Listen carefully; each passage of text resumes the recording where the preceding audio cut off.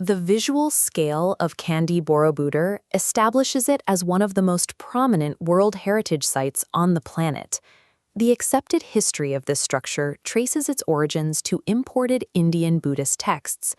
Treatises like the Karma Vibanga and the Sādhanamālā provided the spiritual and physical blueprints for its design. But an examination of the actual stone reveals a contradiction. The physical layout of the monument disobeys the exact blueprints it supposedly relies on. To decipher the true intent of the 8th century Javanese architects, we have to dismantle the site, working upward from its lowest foundation to its highest platform. We will run this analysis using a simplified structural model, isolating the lowest level, the red section, and the uppermost rectangular platform, the gold section. These two specific zones house the most radical theological and structural deviations from the source texts. These structural anomalies force a total reassessment of how ancient Javanese culture adopted and transformed foreign religions. The starting point is the very bottom of the structure, where a continuous series of 160 carved panels form the hidden base.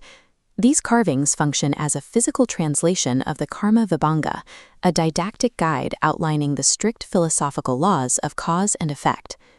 Academic analysis of this level confirms that Borobudur translates this text using a continuous structural scheme found nowhere else in the world. Each panel utilizes a bisected layout. The left side represents the cause, a human action. The right side depicts the triggered effect. Sculptures engineered imaginary borders. The source text itself lacks a permanent storyline or recurring characters. It operates as a broad philosophical rulebook, leaving sculptors with a functional blank canvas. They filled that canvas with models taken directly from their real social environment. The still documents market transactions, midwives at work, and local performing arts. The hidden base provides a precise sociological snapshot of 8th century Javanese daily life, recorded through a religious warning system. Moving up from the foundational reliefs, the macrostructure of the monument reveals an even larger mechanical fusion. Indian Buddhist architecture utilizes a geometric baseline, the hemispherical stupa. Local architecture relied on a completely different form, the stepped, rectangular terrace sanctuary used for indigenous ancestor worship. Borobudur physically collides these concepts, placing circular platforms directly upon rectangular ones. This structural fusion represents a total integration of the imported Indian geometric concept and the local prehistoric sanctuary.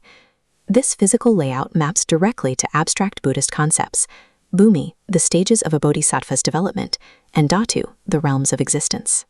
By combining circles and squares, the monument creates a literal, spatial interpretation of those metaphysical stages that a practitioner can physically walk through. Borobudur's distinct shape proves the architects did not overwrite their local beliefs. They engineered a permanent physical fusion of their indigenous ancestor worship with imported Buddhist cosmology.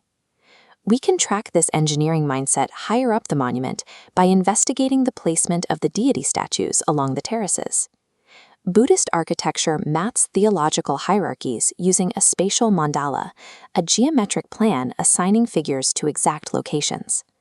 The orthodox baseline requires 5 dhyani Buddhas, strictly mapped to the center and the 4 cardinal directions: east, south, west, and north. Each Buddha is identified by its mudra, the highly specific, unchangeable hand gesture assigned to it by the source texts. On the 2nd through the 5th platforms of the monument, the statues perfectly obey this imported orthodox blueprint. By strictly adhering to the orthodox Indian layout on the lower terraces, the architects established a baseline of compliance. That compliance makes their final decision at the top stand out even more sharply. Look directly at the uppermost rectangular platform, the 6th terrace. Here, the architects broke the 5-point mandala rule, introducing an anomalous 6th deity into the physical layout. Every statue in this specific row features the Vitarka mudra, the hand gesture representing discussion and teaching. According to historical analysis by scholars like Binoy Tosh Bhattacharya, this statue represents Vajrasattva, a figure functioning as the priest of the Tathagatas. This creates massive tension in the academic record. The primary Indian text, the Sādhanamālā, dictates that Vajrasattva must hold a physical object called a Vajra. The statues on the 6 terraces hold nothing. This deliberate mismatch of mudras and mandalas at the monument's peak demonstrates that the Javanese builders possessed the authority to alter sacred source code, rewriting the theological hierarchy to fit their own specifications. Stepping back from the intricate blueprints, we can now view the physical site as a completed system. We have the bisected narrative logic carved into the base. We have the physical collision of indigenous terraces and imported stupas. And we have the intentional recoding of the pantheon at the summit.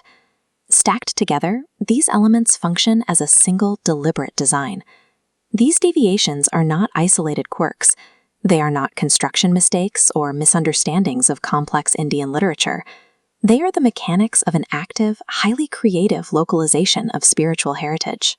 The Javanese architects utilized foreign theology merely as raw material to construct a permanent reflection of their own independent environment.